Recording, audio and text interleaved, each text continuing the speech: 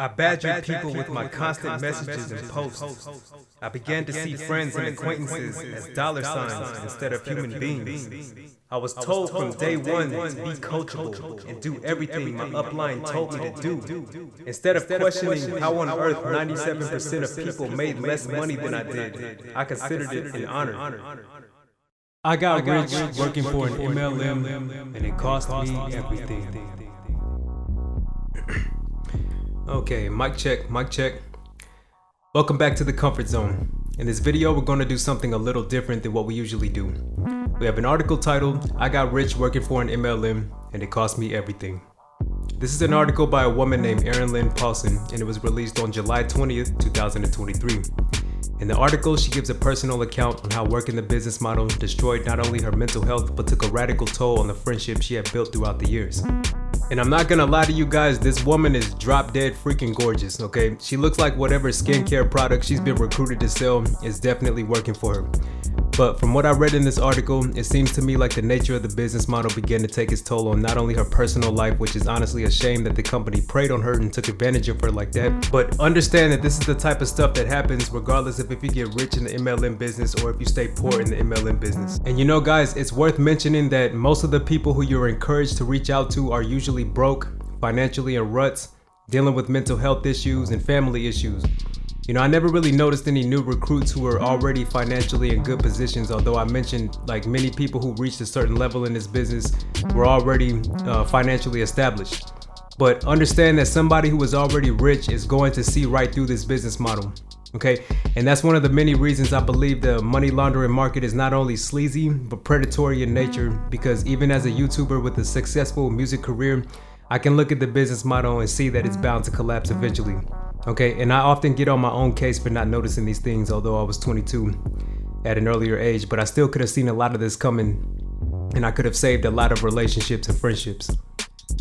Now, I feel compelled to make this video since I myself did partake in an MLM when I was 22 years old, and it was honestly one of the worst experiences of my life, okay? I destroyed so many friendships and relationships and lost the admiration of so many people that I once cared about because I was so enamored by the company I was selling products for.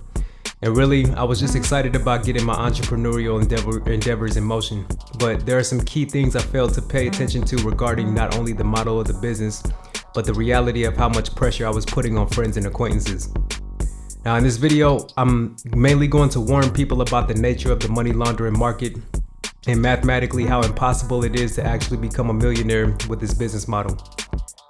And understand, guys, that a lot of the people that give these accounts on how they were able to become rich in the business is, it's not only a reach, but they're lying to you, since a lot of these individuals are already established entrepreneurs and working good jobs in order to not only pay for these products, but to excel in the ranks of some of these companies and attend their business conferences. Okay, I'm not saying you can't get rich doing it, and I'm not saying recruiting motivated people is impossible. But what I am saying is that most of these people who go into these businesses not only don't turn a profit, but they usually end up with no friends and no actual business credibility to show for how many years they've been bothering their friends and families about the business and the products. And I know a lot of individuals who are still a part of the company that I was selling for, and here's the thing, none of them look rich. All right, and I'm not saying that they're poor, even if they are, that's not my business. But I'm saying it doesn't take a genius to look at some of these people's social media profiles and see that the business is not making them any money. And I really hope some of you that were in my group eventually come to your senses. Hopefully this video will help. Even if it doesn't matter. I'm making this video for my people, my followers, my subscribers, or any new people that want to come over to the platform and hear what I have to say. Hopefully this video will help them avoid people like you. Now, understand that I'm not saying it's impossible to market these products, nor is it impossible to recruit new members. But once you reach a certain level of tiers in the MLM business, it does become mathematically impossible to reach a certain level of recruits based on the size of the city that you're in. Okay, and the more familiarity these groups have you building inside these stores, whether it be libraries, Barnes and Nobles, Panera Bread, or any other coffee shop, eventually people will start to catch on to the fact that the only reason you're talking to them and initiating conversations is because you're trying to recruit for an MLM, and that's going to turn people off. They won't want to talk to you. All right, I can't tell you how many quote unquote business owners I saw used to frequent the Panera Bread that I worked at 5 years ago. And it's definitely worth mentioning that the person who recruited me and originally made the contact while I was working. And to be honest, I don't even know if he got rich from that business. To be honest, I really don't give a because he was kind of an asshole, but I highly doubt that he was able to turn a profit in that business, once gas, travel, products, conferences, and membership fees came into play. Again, this is an anti-MLM video that we're presenting to you guys today. So understand that I have 100% disassociated myself from the money laundering market, and I do not plan on going back. It was a terrible experience. I don't care if anyone from my old group watches this video or not because I'm doing my own thing. You can Google me and see receipts. And I must admit that abandoning the money laundering market was honestly one of the best choices I could have ever made in my career as an entrepreneur. You can look at everything I'm doing online right now and see money being made regardless of if it's here on the Comfort Zone or over on my second channel, link in description, it's my music channel. I made more money in my first 2 months selling hip hop beats than I did my first 2 years in the money laundering marketing company I was working for. Why? 2 reasons. Number 1, the products I'm selling now are made by me and my team. We have a right to sell them. And number 2, because I enjoy what I'm doing far more than I ever did trying to sell those cheap, those cheap overpriced products in Amway. All right, and again, I don't care if anyone from the group that I was in hears this because I love what I'm doing now far more than being around those people and listening to them sell each other false dreams about that whack-ass business model.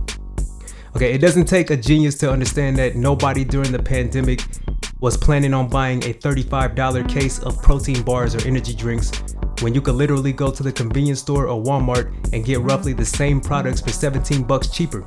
Okay, this is one of many ways these dirt companies make money off of not only people, but the individuals who they give a cut of the profits to for selling these products. So really guys, mathematically, it is impossible to get rich doing MLM because there's not enough people in the country that want to be a part of the business. But in reality, nobody wants to buy the products either. So they are selling folks a false dream when they tell them stuff like, oh, you could get rich selling these yoga pants, or try these skincare products, it'll make your skin glow in a matter of minutes. Bro, you could literally go to Walmart and get the same thing for far less. You could get L'Oreal, you could get what's the other company, NYX. That's a L'Oreal brand.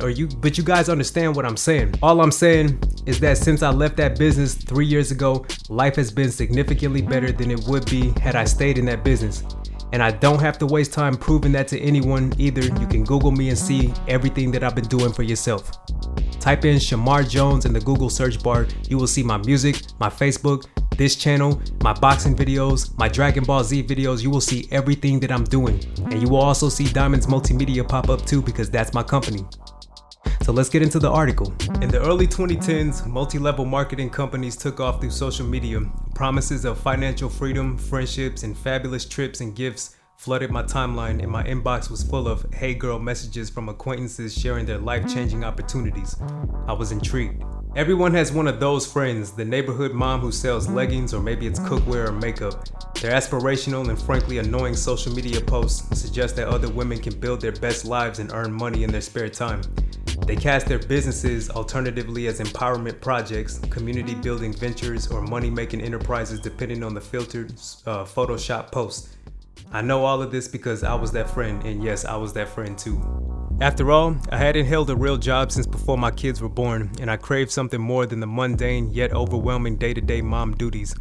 When an old high school friend reached out and paired this business opportunity with a night out that included wine, I jumped at the chance, and I ended up signing on the dotted line by the end of the night. What she sold to me sounded easy. Wash your face and talk about it. Sharing skincare products with friends and family wasn't too much of a stretch, and she provided scripts to send over social media to introduce the products and the opportunity, quote unquote. This seemed to be a perfect solution to what I was missing in my life: friends, purpose, and income. Now, another thing you guys should look out for when somebody shoots a quote-unquote business opportunity like this to you is that the selling model is essentially a pyramid scheme regardless of if there is a product being sold or not. Mainly because in order to make money, you have to keep recruiting other people onto the team. I myself thought I could utilize my sales skills when I was trying to work the business by just selling the products. But the way the organization set up these pay structures, you won't even be able to make minimum wage even with a large list of customers because the point value system isn't enough to put stable money in your pocket. So really, you have no choice but to be reaching out to people to join your team, because the profit made from these products isn't going to be enough to put food in your fridge or gas in your car. Like, I remember selling a few cases of energy drinks to a few friends, and the profit from those was only about $3 or $4. So if you think about that for a second, if you convince 3 people to buy 1 case of energy drinks for $31 a case, in reality only about $12 or $13 goes into your bank account for the amount of time and energy it took to even get those 3 friends to buy them in the first place. So if you would have put that energy into your own business, not MLM of course, maybe your YouTube channel, your own LLC, or even a 9-to-5 job, for crying out loud, the return would still be exponentially larger, since you have control over the time it took to build that rapport in the first place. You know, one of the lies they tell you at these MLM companies is that you have control over how much success you gain while working their business model.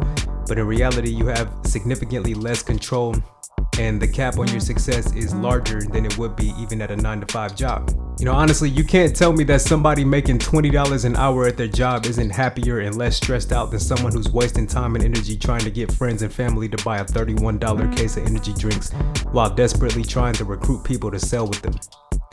You know, these are just things you don't have control over when you do MLM, which is eventually going to add more stress onto your plate. And if you combine that stress with the things you're already dealing with in your everyday life, you've essentially just given yourself more reasons to be unhappy when the original goal was success and freedom. You know, you don't want to give yourself another job disguised as a business opportunity. That doesn't make sense unless it's your LLC or your platform that you're running. The MLM structure is financially lucrative for corporations because they then have hundreds of thousands of unpaid contractors shilling products and recruiting other sellers to do the same with zero advertising. However, what I didn't know at the time is that they are not lucrative for the sellers. In fact, MLM reps have a 99.7% loss rate, which means most people who join never turn a profit. I also didn't know that the Federal Trade Commission warned people about the dangers of joining an MLM, which is another reason why I'm making this video, is to warn people about the dangers of joining an MLM. You're wasting your time and you're wasting your money. She continues, "For the first time in a long time, I had something most moms often lose sight of when it comes to their own ambition, which is hope. I was told from day one to be coachable and do everything my upline told me to do. So I did. I made lists, I copied and pasted scripts, I sent cold messages and called friends pitching my new business. I posted about my opportunity on social media multiple times per day." Guys, to be honest, most of the personal accounts you'll read about with businesses like this portray the exact same experiences almost identically from the people who write about them. First, they're contacted by someone they haven't spoken to in years and frankly probably didn't even like, and then they're tricked into going out for dinner and drinks and then presented with an opportunity, quote unquote, to be their own boss. And to me, it sounds like this woman was manipulated into joining the business while she was in an inebriated state, i.e. her mentioning wine and cocktails. Which again is predatory in nature since her judgment was somewhat impaired while the contract was presented to her. You know, you guys want to keep an eye out for that type of stuff. You know, you never want someone talking business or money with you while you're not sober. And if they wait until you're intoxicated to present something like this to you, it should automatically be taken as a red flag, especially if they aren't close friends with you. It's also worth mentioning that smaller towns are especially susceptible to being infiltrated by independent contractors that promote for MLM companies. And yes, I'm calling them independent contractors because that's exactly what they are, not business owners. You'll notice that in the next part of this article where the woman states, "The system worked for me partly out of dumb luck, but also because I got in early and happened to live in an area where that particular company had not infiltrated. I also had a large network of well-heeled friends who had money to spend. I somehow bucked the horrendous odds that I wasn't yet aware of, and within a year, I reached what I was told was the top 3% of the company." So basically what this means is that the business model and the company itself was fairly new to the people in this particular area or city, which we all know unfamiliarity is another tool used by corporations to milk more money from unsuspecting people. Instead of questioning how on earth 97% of people made less money than I did, I considered it an honor.